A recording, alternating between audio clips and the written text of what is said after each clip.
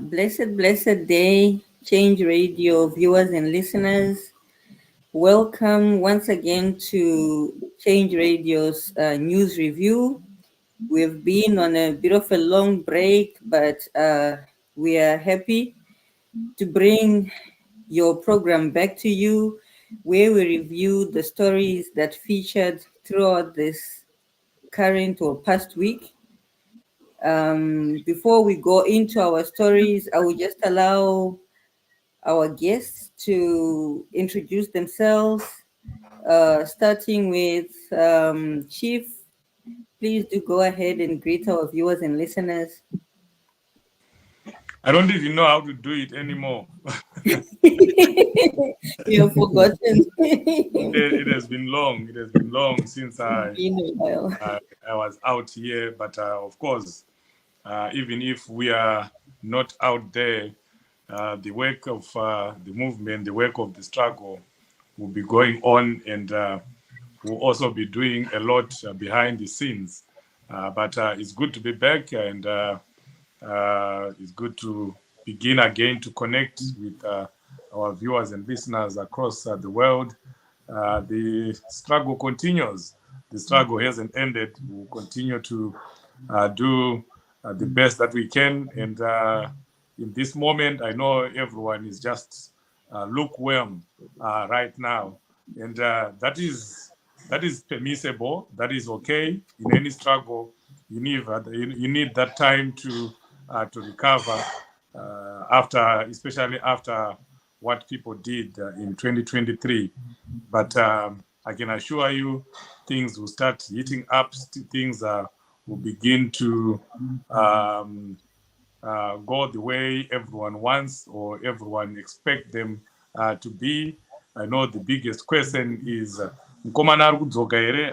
don't know how many messages I have in my inboxes on Facebook, on WhatsApp. Someone was asking me even as early as today, early in the morning, Chief, can you please be updating people? Why are you guys quiet? We don't know what's going on. But the truth of the matter is, yes, Mkomana Arukudzoka, Arukuya. Let's just wait. Sometimes you delay things for strategic reasons, and sometimes you even retreat so that you can spring yourself forward. That's the moment where we are right now. Those who know, especially those in North America, we had the privilege of hosting Honorable Ostalos. He was here with us. We had a very good meeting. In fact, good meetings that we had across North America. And the word is the same, that let's be patient. Mkomana akudzoka, for sure. Yeah, it has been a long introduction or reintroduction. Back to you, Champion Estelle. Yes, Chief, it was called for after such a long silence. Yes, and allow me, viewers and listeners, to introduce our guest of honor for today, Mr. Nyamashisha. Please do go ahead and greet our viewers and listeners, Mr. Nyamashisha. Okay, thank you, Estela. Thank you, viewers, for having me on this wonderful program, News Review on Change Radio Zimbabwe. Thank you, my co-host, Chief Soswe, for the wonderful message that you have enlightened us. I think you've given people a light, but the good thing, most of the people in the Zimbabwe, most of the Zimbabweans, they are strongly behind their leader. They know who their leader is, and they are waiting for the new from their leader. Thank you, Chief. Thank you, Sister Stella. Oh, thank you so much, Mr. Nyamashisha, and thank you for pointing that out. The people in Zimbabwe, they know who their leader is, and they will not be swayed. And they are waiting indeed for his return, which Chief pointed out, definitely something is coming in the future. As usual, our viewers and listeners, we ask you to please share this live to other pages so that we can have many people coming in and we can deliberate on the topics of the day. And if you have questions or you have comments, feel free to post your comments in the comment section. But without much further ado, um, let us go into the first topic of the day, persecution by prosecution. We have seen so many cases in recent months of citizens and activists who have been persecuted by means of imprisonment without trial, without bail, imprisonment that has lasted in some cases months, in some cases years. Chief, what is your take on this? What is behind this strategy, persecuting by prosecuting those who stand for the truth? Well, it's just an unfortunate scenario that continued to happen in Zimbabwe. We honestly thought that after the SADC meeting, Honorable Timber and the others that are still incarcerated were going to be let go. But we were so wrong, because even more people are being arrested now. So the only explanation that is there is that this is a regime that is afraid of its people, a regime that is afraid of the citizens. They know that things are not okay in the country, and they know that the citizens are not happy. And if people are not happy, generally in a normal country, in a normal environment, they would go in the streets and protest and demonstrate. And you can be rest assured that this is what the regime is afraid of. That's the last thing that they want to see. So how do they prevent that? They continue to persecute, they continue to arrest arbitrarily, so that even those that may want to get in the streets, will be deterred by that. But that does not deter the will of the people. They can arrest people, they can persecute people, but I can tell you that the people of Zimbabwe will remain resolute. And as President Chamisa always says, freedom is going to come. Freedom will definitely come, and it will come by peaceful means, which is the means that we, the democratic movement or proponents of the democratic movement, have said we want to adopt. If there will be changes, if people say, if people feel, if the citizens feel that this is not the way to go, as has always happened since 1999 when the movement was formed, people will speak up, people will come up with other ideas. But as of now, as of all the conventions that we have held, we've said that as Zimbabweans, we are going to take power through elections, through peaceful means, if it is called for to change that idea, that way of doing things. I'm sure Zimbabweans are more than capable. So what they are doing, arresting people, persecuting people, it will not stop the idea of a revolution when the idea comes. Yes, thank you so much, Chief, for that insight there. Clearly, there is a psychological strategy to the madness behind this persecution by prosecution. As Chief pointed out, the idea is to put the fear of God in you, that you do not dare to go out in the street, you do not dare to stand up and, speak and stand for the truth, so that the current regime can continue to stay in power and oppress the people. Mr. Nyamashisha, how do you think the citizens and the opposition need to respond to this? Because clearly this is psychological warfare. Should they also resort to psychological warfare? And if so, how? What do you think? Yeah, for me, I think the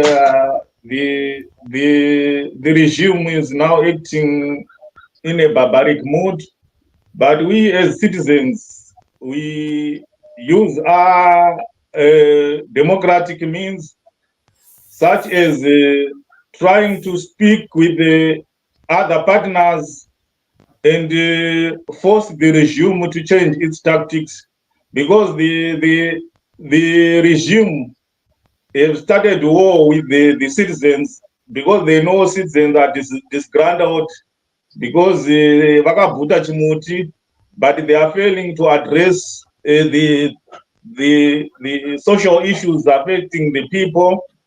So as citizens, people in Zimbabwe who are facing the challenges, we have to unite. We have to force the regime to change its way.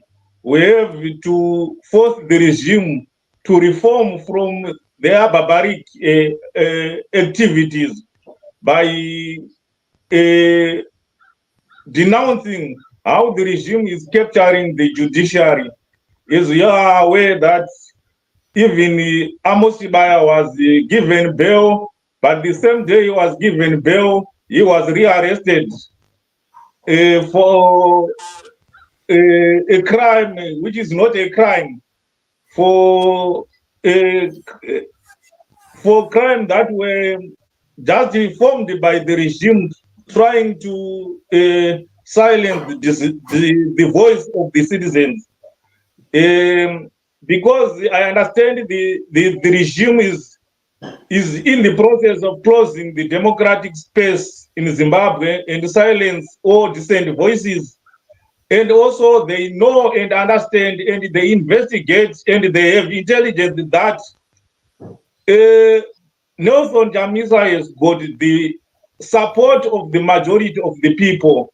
They know all people on the grassroots are always supporting Chamisa. So they are trying to thwart all the allies of Nelson Chamisa. They are trying to silence all people who are believed to be allies of Nelson Chamisa. That's why you find out we've got Jameson Timber and the other 65. We've got Honorable Amos Kibaya, who is in detention as we speak. So the regime wanted to impose a one-party state, and they wanted to start their fake opposition parties, like what is done in other communist countries where they create their fake opposition parties. So, as citizens, this the way where the government wanted to instill fear, people of Zimbabwe they never surrender. People of Zimbabwe they want change.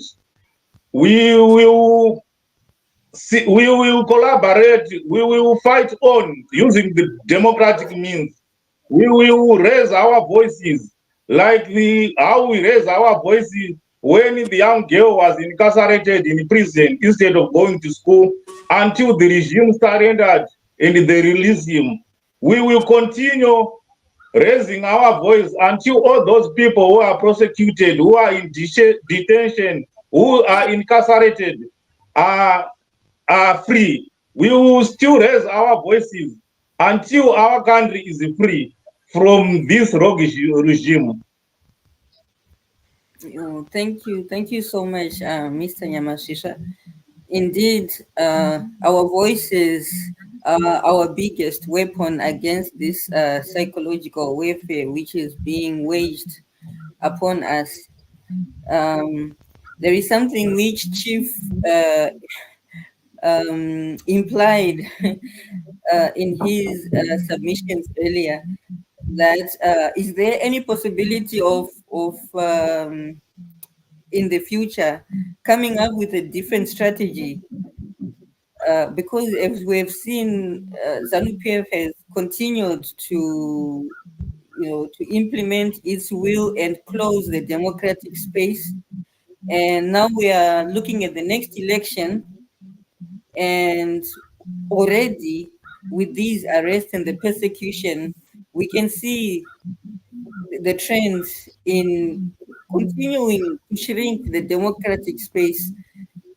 Do you think in the future there is a good chance that we might need to change the strategy and be a bit more confrontational, maybe, as a people?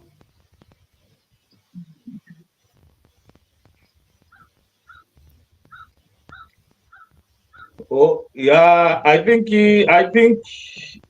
as we speak, the strategy that is now used by the opposition or the citizen movement of silencing of or not publicizing what it is doing, or the underground is one of the strongest means when you are dealing with the regimes like ZANU-PF, because they don't know what are you planning to do, what is your next step until the next elections, or until the right time.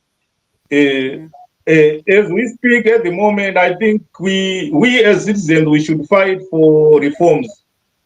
We must have an independent electoral board, which is manned by independent people.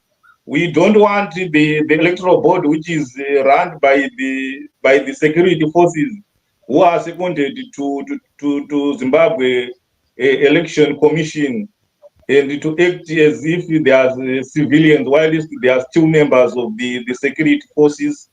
We want a free and democratic space, which whereby each and every participant in the election is free to campaign, have access to the media.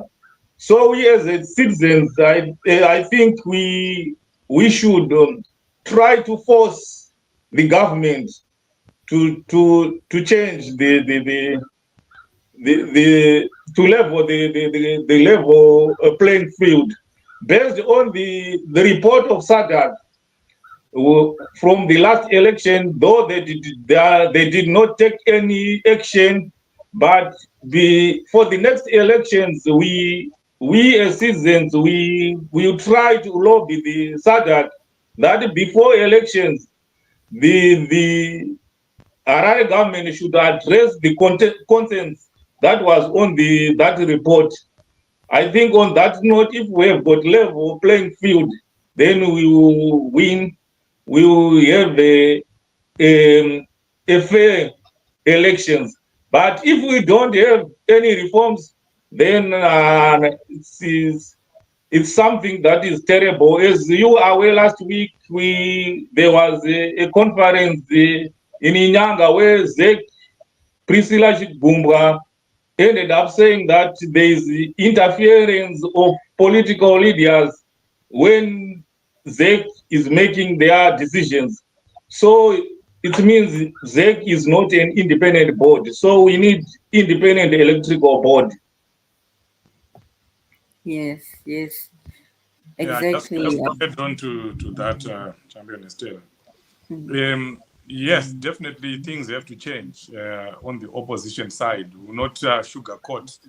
We cannot continue to do things the same way that we're doing them and expect to get different results. Yes, things have been done differently. We are trying strategic ambiguity. People have to sit down and assess, evaluate its successes and failures, its weaknesses, its strength, and then build on from that.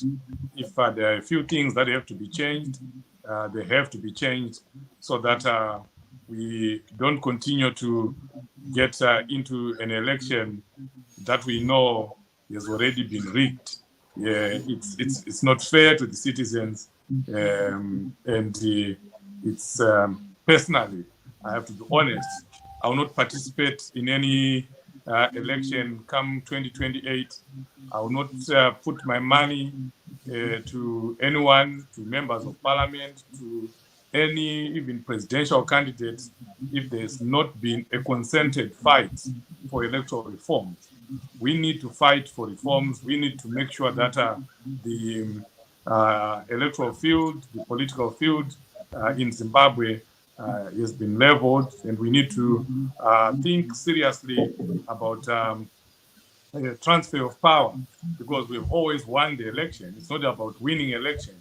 It's not about telling people to go and vote. Zimbabweans have gone to vote. It's not about encouraging people to support the movement or to support elections.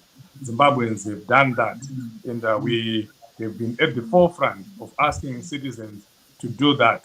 So it will be very, very unfair to the citizens to tell them to go for another election when nothing has changed. And to be honest, if we need reforms, we need to be pushing for reforms right now. We need to start now. We cannot wait for the day before elections. We cannot wait for 6 months before elections, and then we start saying we want reforms. That's not going to cut it. So we need to sit down as opposition, as Zimbabweans, as citizens, and evaluate ourselves and come up with a way forward that's different from everything else that we have done before.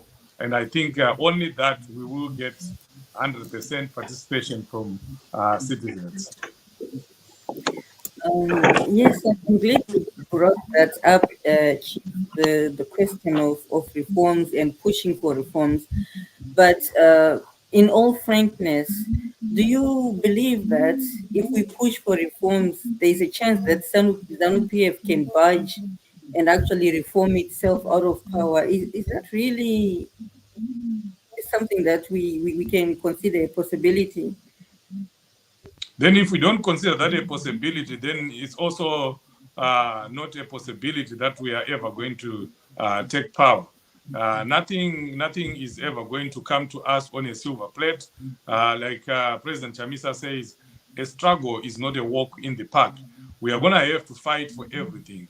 We have to push for what we want, because if we are going to push for people to, go and vote, when the voting field is not level, what difference does it make?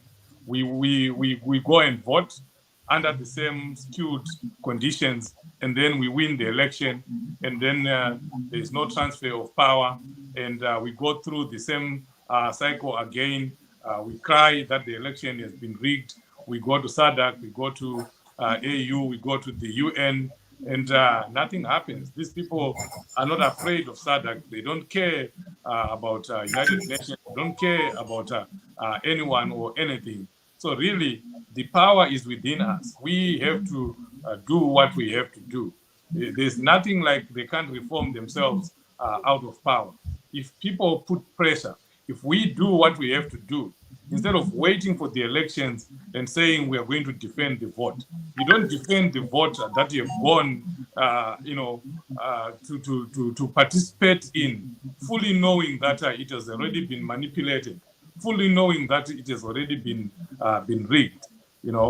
So we just have to have a serious introspection, but there is no way we can negate the issue of reforms, because it is key. Yes, I totally agree, Chief. It's pointless to go into elections without reforms.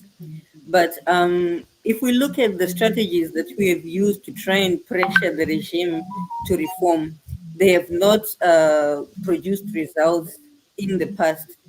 So, like you said before, it's pointless to keep doing the same thing and hope that, you can produce results with it.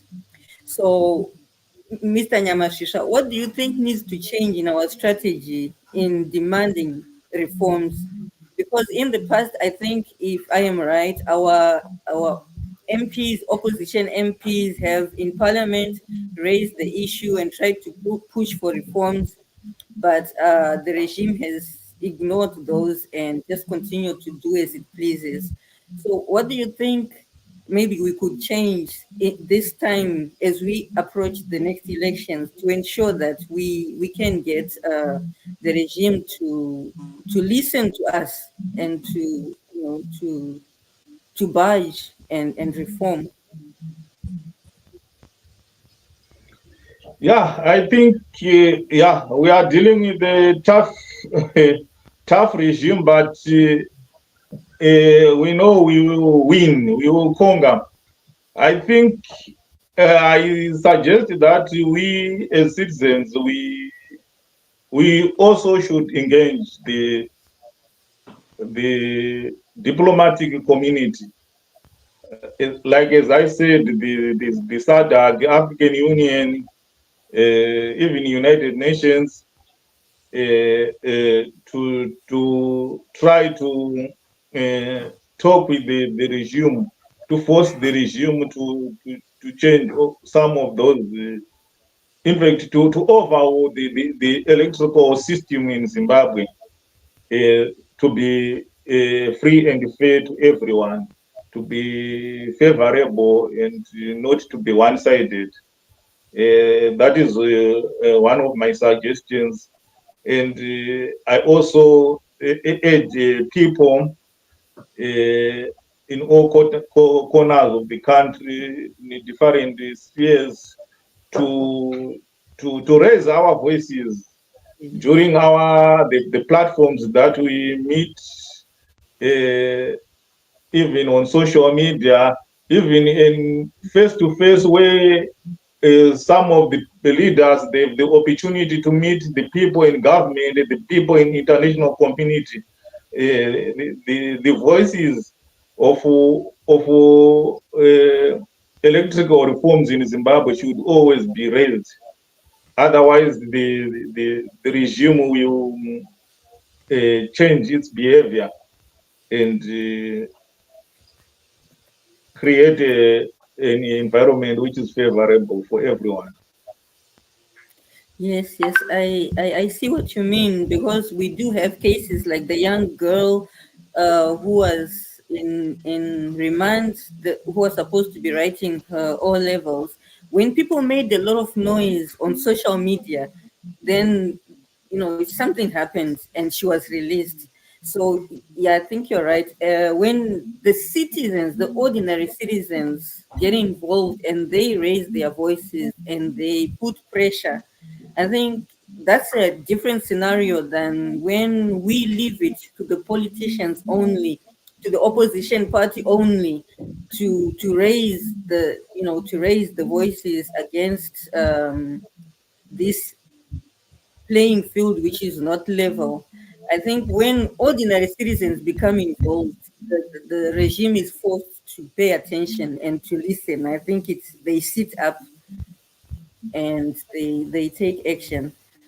Um, Before we move on to our the next issue on discussion, I would just like to welcome those who are just joining us. This is Change Radio's news review.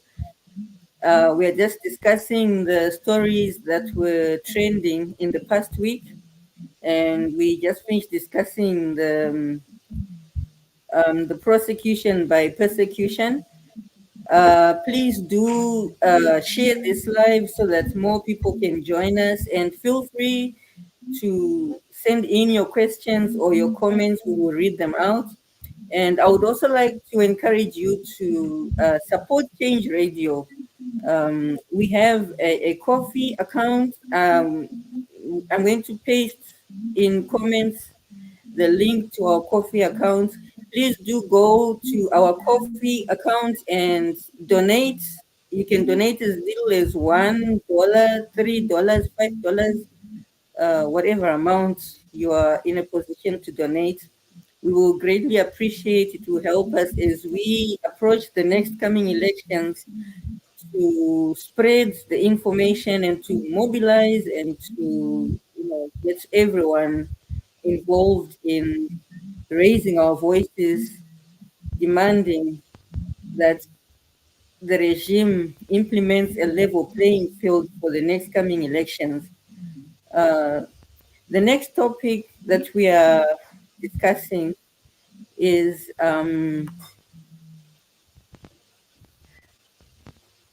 the infamous SONA. President Mnangagwa presented the State of the Nation address this last week, which was met with a lot of discontent from the general public. Chief, would you like to take us through this issue, the State of the Nation address? Yes, I listened because that day I was a guest on Voice of America, so I was forced to go through the painful moment of listening to that voice. I don't normally listen, but I had to, and of course, it's also good for us here, for every citizen to listen, so that the difficulties that we have in terms of leadership in Zimbabwe. What we saw on that day fell short of what the citizens expect from a leader whose country is in a crisis. Zimbabwe is in a crisis, and you expect the leader of that country to be more serious than what we saw on that day.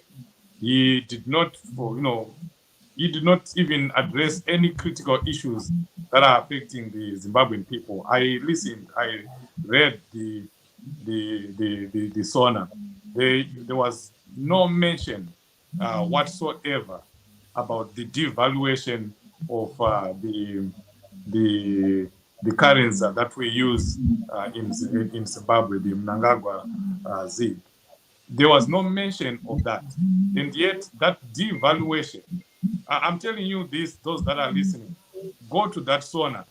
He talked about the economy, he talked about the money, he talked about everything else, but he did not address the issue that is affecting Zimbabweans right now. People are suffering as we are speaking. Prices have skyrocketed. Mazoe was costing $3.50. Now it's almost $7. Everyone, the services have just gone up because that's what happens when you devalue. That's what happens when your currency loses value. It means the suppliers, business people, for them to continue being in business. So we can't even blame the business people or the manufacturers, the few manufacturers that are left in Zimbabwe, that why are they increasing the prices? They're increasing the prices because business-wise, it doesn't make sense for them to go and buy something, for $5 in South Africa, and then expect them to sell them at below the cost price. It doesn't work like that. So he should have addressed that issue. He did not address that issue. We expected him to talk about corruption, the looting that is going on. But because he knows that he's part of the problem, he would not even go anywhere near that. So it was very unfortunate. It was just a lot of noise, but nothing really was said, nothing meaningful, nothing that improves the livelihoods of the Zimbabwean people. There was nothing. It was just a speech, but with no action at all, with no solutions in sight. They talk about, reducing the amount of money that business people in Zimbabweans can get in as far as foreign currency is concerned. But there is nothing happening in Zimbabwe. There is no manufacturing that is happening in Zimbabwe. So people have to go outside Zimbabwe to go and buy goods and commodities. But now the money that they are supposed to use, the foreign currency that they are supposed to be using, has been reduced.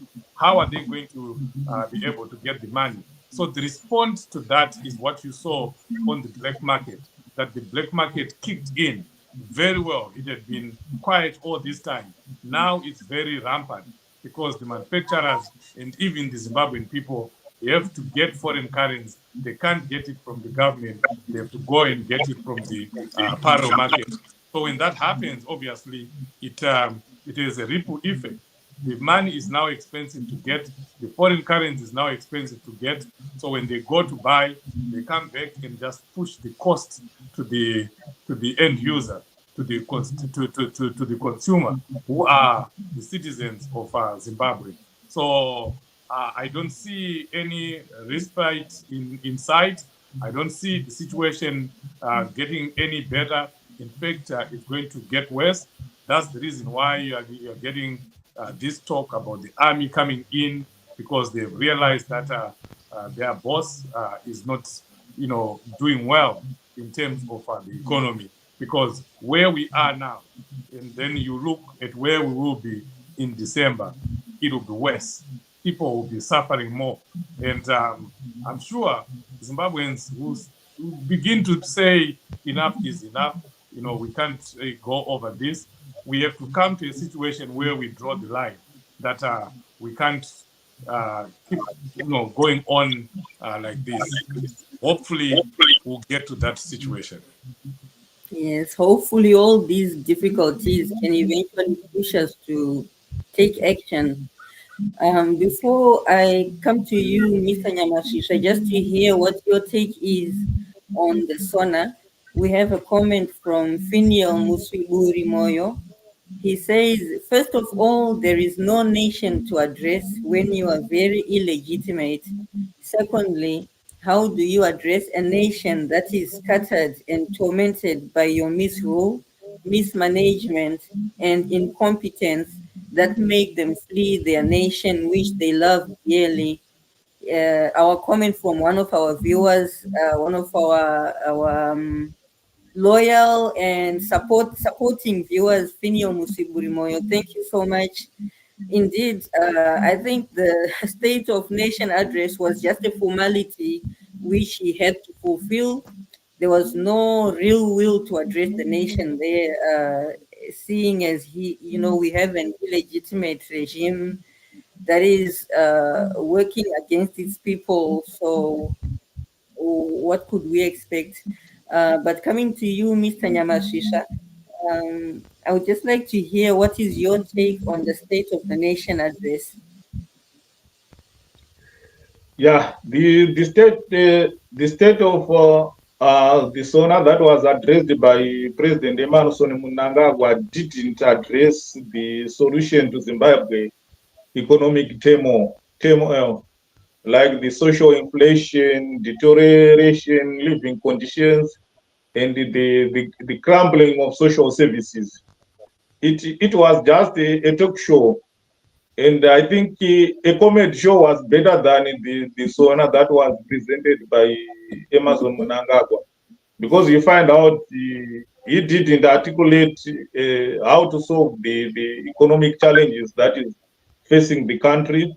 Instead, he was always blaming the business people for saboting the economy, and the foreigners. He was saying it's because of foreign detractors, but the economic saboteurs of the Zimbabwe economy is ZANU-PF and its proxies, because they are the ones who are involved in looting the resources in Zimbabwe.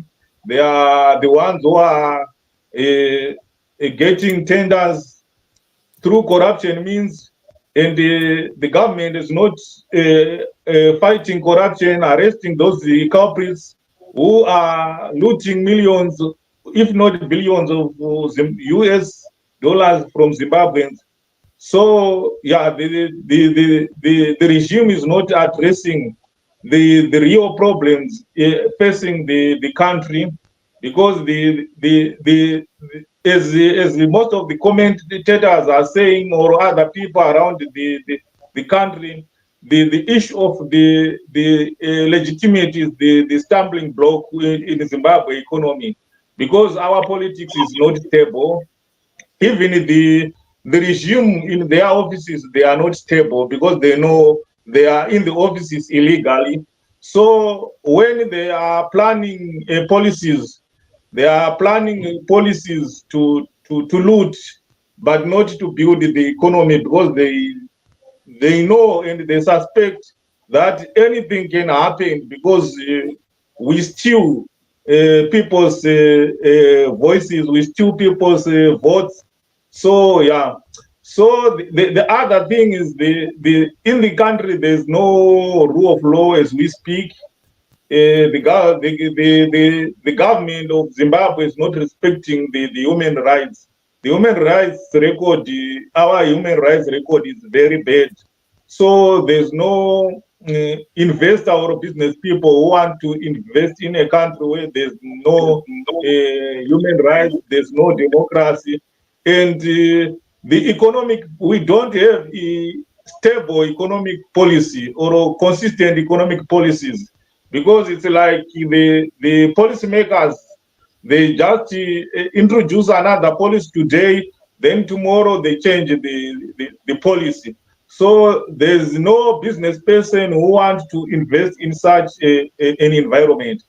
Even the people in the government, the ministers, the permanent secretaries, they don't have the confidence in the government they are running.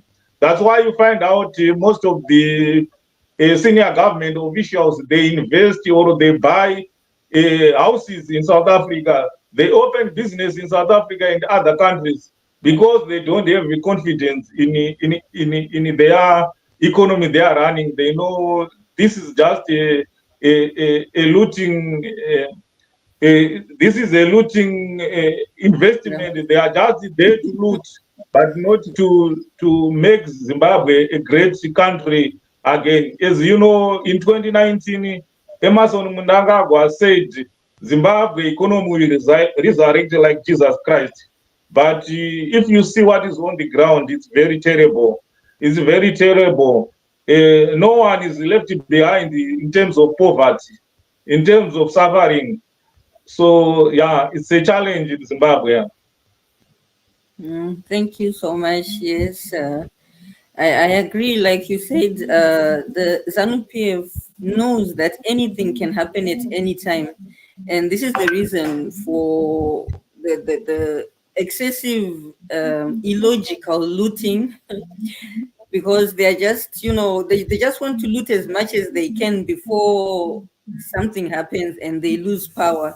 And this is something that I think Zimbabweans need to be aware of, that we are afraid of people who they've already accepted that anytime soon now anything can happen. The citizens can rise, and that's it for us. They know it and they've accepted it. All they are doing is delaying it as much as they can. So the ball really is in the court of the citizens. As long as you are afraid, as long as we are afraid and not standing up and not speaking out and not taking any action, they are also just doing whatever to delay this incident from taking place. And so, the ball is in our court. It's just up to us now to make a move. And these people, they are preparing places already abroad. That's why they're investing in other countries. They are preparing places to run away to when the citizens rise, because they know it is coming. They know that they can't keep pushing people like this any further. As Chief earlier said on that, all these things that happen, hopefully, will push us to take action. So, let's keep that in mind, that we are afraid of people who, they know that their time is near and they've accepted it. They're just now doing whatever they can until that day that you, the Zimbabwean citizens, say, no, that is enough.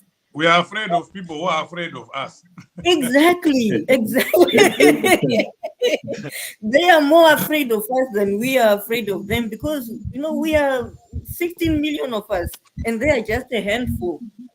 And even the army and the police who protect them, they are part of us and they know it.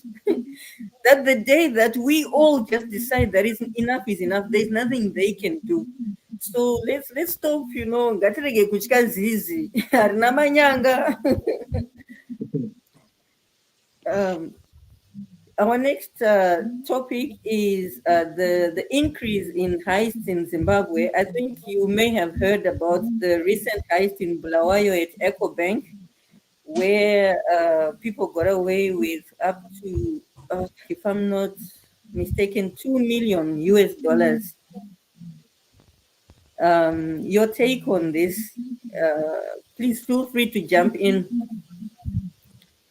Yeah, I mean, I just need I have to jump in another meeting very soon. But those are the symptoms of a mismanaged economy, a country that has no leadership, a country that has no direction at all. People suffer to the extent that they don't have a choice but to just end up doing whatever they can to survive. Not that I'm condoning what those people did, but those are the results. If people have nowhere to go, if people have no other means of surviving, like what we were saying, people that were earning about 6,000 ZiG because of the devaluation, that 6,000 ZiG is now essentially only about 3,000. So, and then you take that 3,000 to go and try and buy the US dollar, so that you are able to buy in most of the smaller places. You can't get anything, out of that. I know most shops, the bigger shops like OK, TM, they say they're selling in ZiG, but all they do is they just convert that price to the equivalent of the US dollar. So that $3,000 that the person is getting is way less than what the person needs for them to survive. So now when that happens, you have people getting into the streets, people stealing, people doing drugs, prostitution, all those social ills, they rise because people don't have an outlet. In other economies, that if there is no work, you can go and buy and you start selling. But now in Zimbabwe, you can't do that because everyone is selling. So at the end of the day, there's no one to buy. And even if people wanted to buy, the money is just not there. What do you buy if you are getting $150 a month, US dollars, when the poverty datum line is now marked at $350 or even more for a family of 3? But people are having to survive with $150 or forced to survive with $150. It just doesn't work. So at the end of the day, you get people stealing, you get people making this haste that we are seeing, and it can only get worse. It's only going to get worse as we go. We, like you were saying, Estella, it's now on us, the people of Zimbabwe, to do what we can to say enough is enough. We don't have, we're not getting jobs. We don't have money. We don't have a way of living. Can we continue like this? So when we ask ourselves those questions and we say, whatever happens can happen, you go back to that old lady, aitaura kuti kusiri kufa ndekupi, ndopatofana kusvika ipapo as Zimbabweans. Then we just do what needs to be done. And like we're saying, these people are actually very much afraid of us. They are ready to go the day that Zimbabweans lose their fear and say, we can't take this anymore. They are ready to go. Because they want to enjoy their loot. They want to enjoy their money. Munhu wese anenge aine mari mubhengi yakawanda achiona mamillions anotaura kuti handingafiri izvozvo. So when Zimbabweans speak up, when Zimbabweans stand up, when Zimbabweans say, this is it, we are not going to take any more of this nonsense, these people will run away. Yes, thank you, Chief. I know you're in a rush now for your next meeting. Mr. Nyamashisha, your take on this issue, the increase in heist, and your closing remarks as you finish off, so that we can just close. Okay. This one is something which is worrisome. The cash heist, I think, is the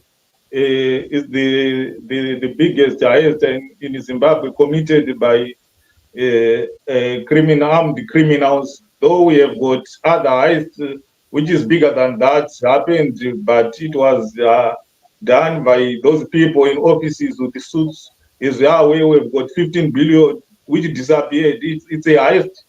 We've got, as Christopher Mtangwa last time he said, billions of gold disappeared in the Arabian country. It's the heist.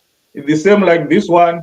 We've got other heists like the disappearance of people, personal funds in the banks, when the banks were closed down, or when the banks, the RBZ changed the US dollars to bond notes.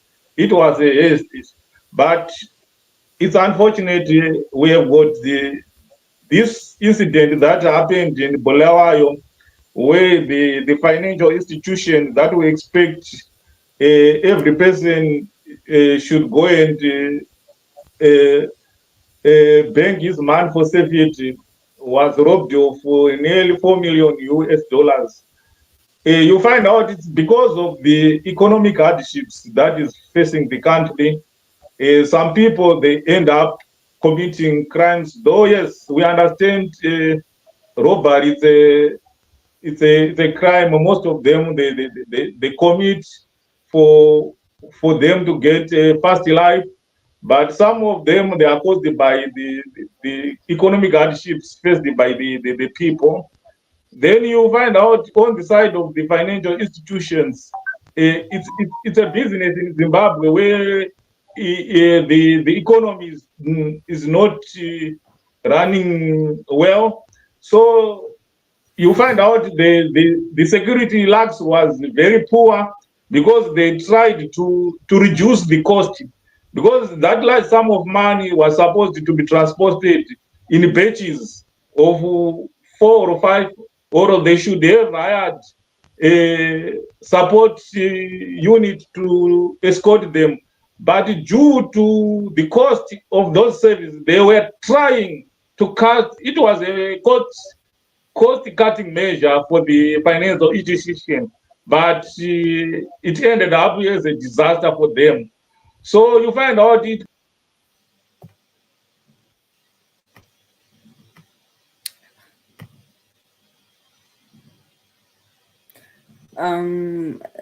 Mr. Nyamashisha dropped there, but I think he's coming back in.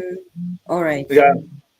So you tried the financial institution was trying to cut. It was a cost-cutting measure, but yeah, it ended in a disaster. The other thing is, due to our politics, you find out, as we speak now, we have got a poor, innocent mother at remand prison. We have got a poor father at Chikurubi who is remanded for not committing crime because he's a member of the opposition and is denied a bail and is incarcerated in the prison for almost 5-6 months in prison.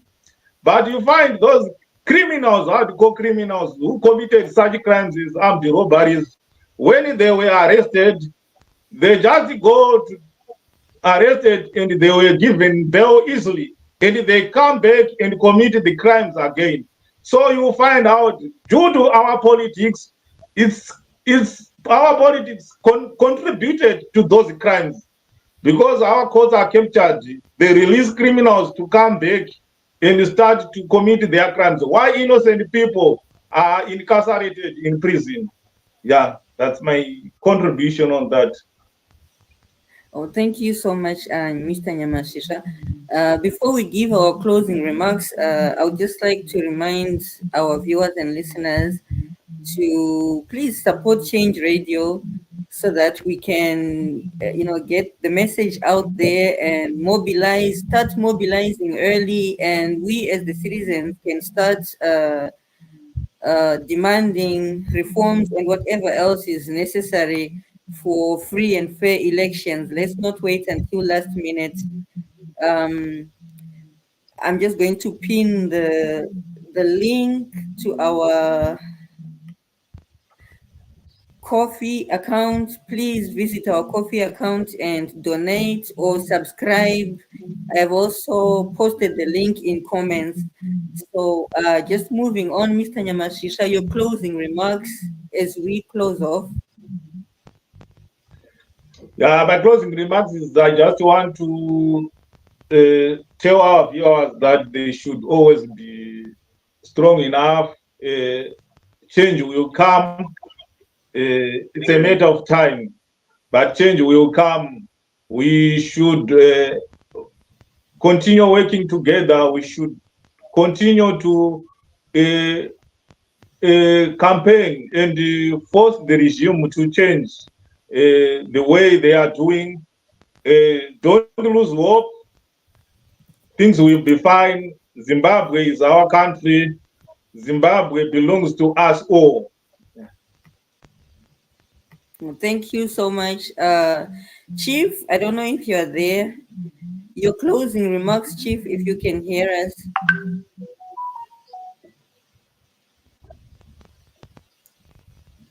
Okay, Chief might not be with us anymore. But yeah, so if we just close off, thank you so much, our viewers and listeners, for joining us and for staying with us until the end. It has been a pleasure engaging with you again. Thank you for all those who posted their comments, and thank you in advance to those who are going to support Change Radio, to donate or subscribe. This is Change Radio News Review, and we will be bringing you this program every week, same time, same place. And allow me to just wish you an absolutely blessed week ahead, and looking forward to engage with you again next week on Change Radio News Review. Once again, thank you and bye-bye.